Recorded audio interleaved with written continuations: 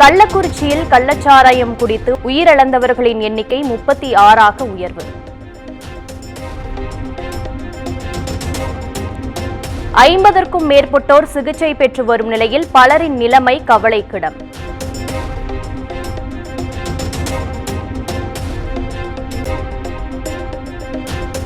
கள்ளக்குறிச்சி கள்ளச்சாராயம் சம்பவத்தில் தலைமறைவாக உள்ள கும்பலை தீவிரமாக தேடும் போலீசார். தொழில் போட்டியே காரணம் என முதற்கட்ட விசாரணையில் தகவல்.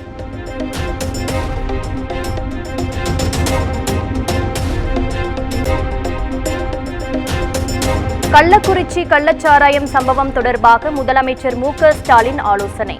மூத்த அமைச்சர்கள் டிஜிபி சங்கர் ஜிவால் மற்றும் உளவுத்துறை அதிகாரிகளுடன் ஆலோசனை நடத்தினார்.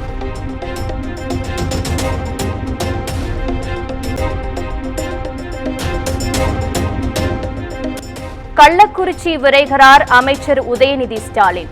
கள்ளச்சாராயம் சம்பவத்தில் எடுக்கப்பட்டுள்ள நடவடிக்கைகளை நேரில் ஆய்வு செய்ய இருப்பதாக தகவல்.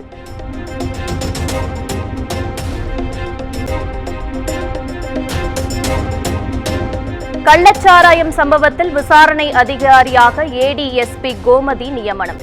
சிபிசிஐடி ஐஜி அன்பு தலைமையிலான அதிகாரிகள் குழுவும் ஆய்வு நடத்துகிறது.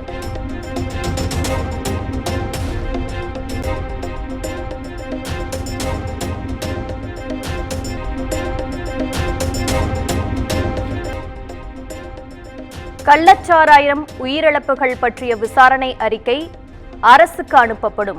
அரசு மருத்துவமனையில் நேரில் ஆய்வு செய்த பின் ஆட்சியர் பிரசாந்த் பேட்டி.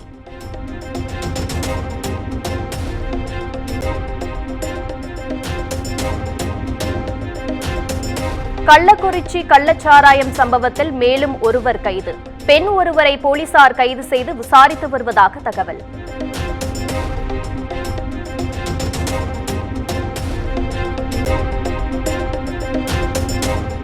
கள்ளச்சாராயம் குடித்து உயிரிழந்தவர்களின் உடல்களை பெற்றுக்கொண்ட உறவினர்கள் உடற்கூறாய்வு முடிந்த நிலையில் ஒப்படைப்பு.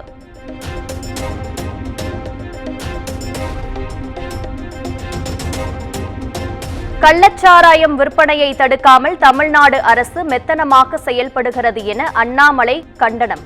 ஆட்சியாளர்களின் கையாளாகாத தனத்தை கண்டித்து வருகிற 22ஆம் தேதி பாஜக சார்பில் தமிழ்நாடு முழுவதும் ஆர்ப்பாட்டம் நடைபெறும் என அறிவிப்பு.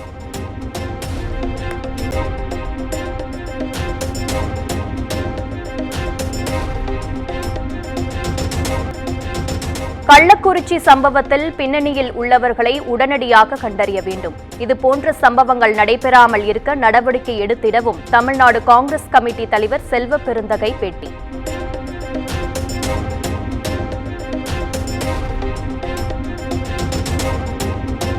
திராவிட மாடல் ஆட்சி தமிழ்நாட்டை போதையில் தள்ளாட வைக்கிறது. பாஜக சட்டமன்ற உறுப்பினர் வானதி சீனிவாசன் விமர்சனம்.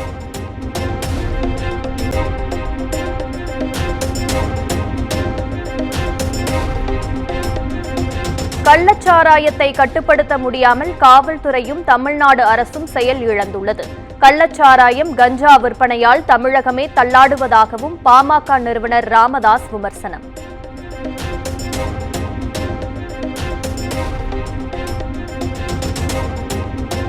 கள்ளச்சாராயம் மரணங்களுக்கு காரணமான சமூக விரோதிகளை இரும்பு கரம் கொண்டு ஒடுக்க வேண்டும். மதுக்கடைகளை படிப்படியாக மூட நடவடிக்கை எடுக்க வேண்டும் எனவும் மதிமுக பொதுச் செயலாளர் வைகோ அறிக்கை.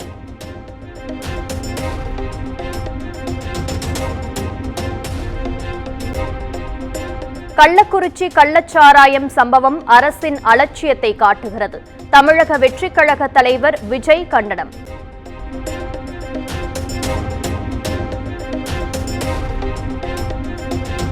தமிழ்நாட்டில் தொடரும் கள்ளச்சாராயம் மரணங்களை தடுக்க தமிழ்நாடு அரசு தவறிவிட்டது என புதிய தமிழகம் கட்சியின் தலைவர் கிருஷ்ணசாமி குற்றச்சாட்டு. கள்ளக்குறிச்சி சம்பவத்திற்கு பொறுப்பேற்று முதலமைச்சர் மு.க.ஸ்டாலின் பதவி விலக வேண்டும் எனவும் வலியுறுத்தல்.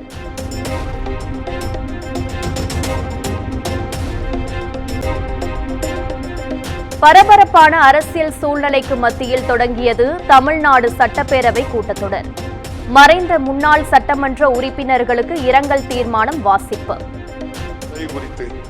2021ஆம் ஆண்டு விக்கிரவாண்டி தொகுதியிலிருந்து 16வது சட்டமன்ற பேரவைக்கு தேர்ந்தெடுக்கப்பட்டு திறம்பட பணியாற்றிய திரு புகழேந்தி அவர்கள் 6/4/2024 அன்று மறைவுற்ற செய்தி எழுதி பேரவை அதிர்ச்சியும் மாற்றோனா தொழில்.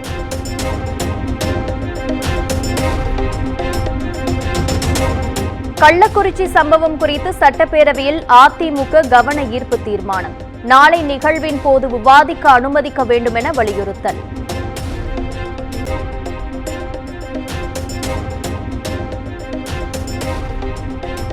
சட்டப்பேரவையில் கள்ளக்குறிச்சி கள்ளச்சாராயம் சம்பவத்தில் உயிரிழந்தவர்களுக்கு இரங்கல். குவைத் தீ விபத்தில் உயிரிழந்த தமிழர்களுக்கும் இரங்கல் தீர்மானம் வாசிப்பு.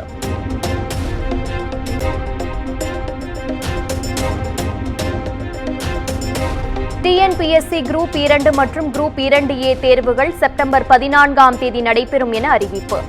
தேர்வுக்கு ஜூலை 19ஆம் தேதி வரை விண்ணப்பிக்கலாம் எனவும் தகவல்.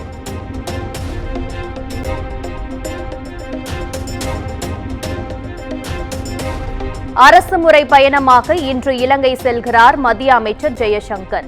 இருதரப்பு உறவு குறித்து ஆலோசனை நடத்த உள்ள நிலையில் தமிழக மீனவர்கள் பிரச்சினை தொடர்பாகவும் ஆலோசிக்க இருப்பதாக தகவல்.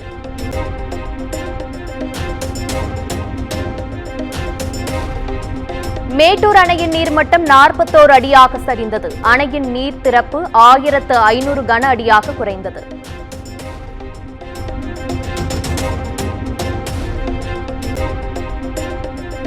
தமிழ்நாட்டில் வருகிற 26ஆம் தேதி வரை மிதமான மழைக்கு வாய்ப்பு. 22, 23, 24 ஆகிய தேதிகளில் மிக கனமழை பெய்யும் என வானிலை ஆய்வு மையம் தகவல்.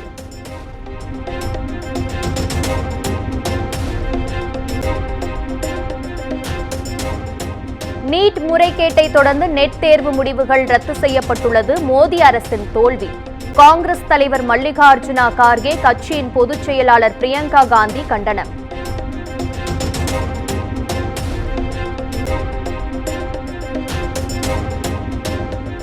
தலைநகரில் வெப்ப அலை பலிகளுக்கு நடுவே தலைவிரித்தாடும் தண்ணீர் பஞ்சம். டேங்கர் லாரியில் இருந்து குடும்பமாக பெட்ரோல் கேன்களிலும் பெற்றுச் சென்ற மக்கள்.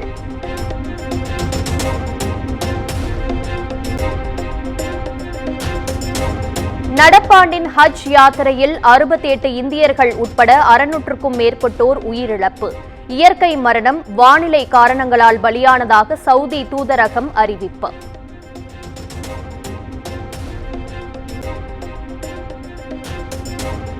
கஞ்சா வழக்கில் சவுக்கு சங்கர் நீதிமன்ற காவல் 4வது முறையாக நீட்டிப்பு. நீதிமன்ற காவல் இன்றுடன் நிறைவடைந்த நிலையில் மதுரை நீதிமன்றம் உத்தரவு.